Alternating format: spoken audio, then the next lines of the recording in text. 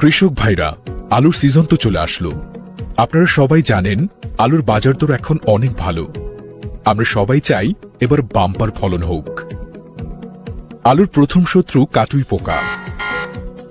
কাটুই পোকা জমির মাটিতে লুকিয়ে থাকে, চারা গাছের গোড়া কেটে দেয় এবং আলু ছিদ্র করে খায়, তাই ফলন একেবারেই কমে যায়। কাটুই পোকা সহ সকল ক্ষতিকারক পোকা দমনে বাজারের সবচেয়ে কার্যকরী কীটনাশক মর্টার।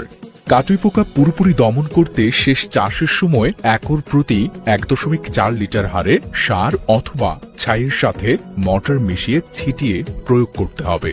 এরপর 25 থেকে 30 দিন বয়সে সারের উপরি প্রয়োগের সময় সারের সাথে মিশিয়ে একরে 400 মিলি বা স্প্রের মাধ্যমে প্রতি লিটার পানিতে 2 মিলি হারে মর্টার প্রয়োগ করতে হবে।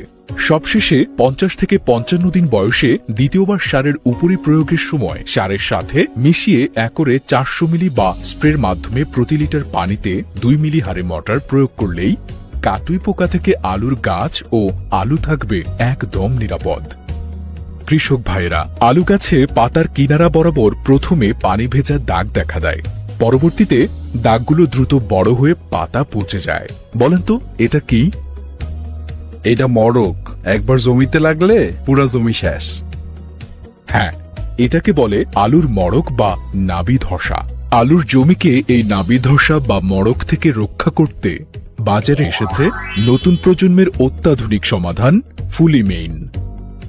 আলু গাছের 20 থেকে 25 দিন বয়সে প্রতি লিটার পানিতে 2 গ্রাম ফুলিমেইন মিশিয়ে গাছ ভিজিয়ে স্প্রে করতে হবে।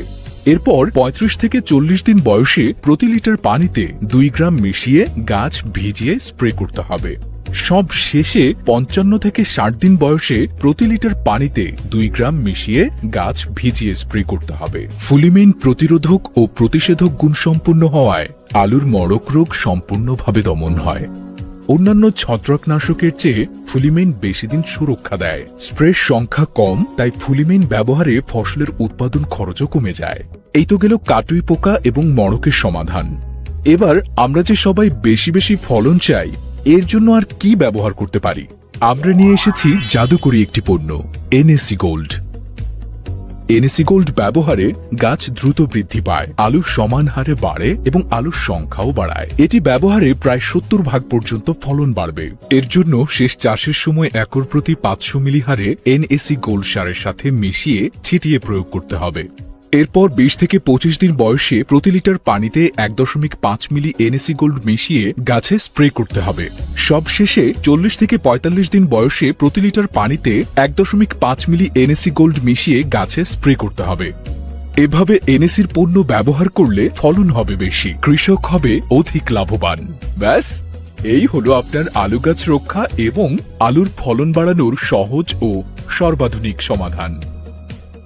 আলু চাষে কৃষকের বন্ধু মর্টার, ফুলিমেইন, এনএসি গোল্ড।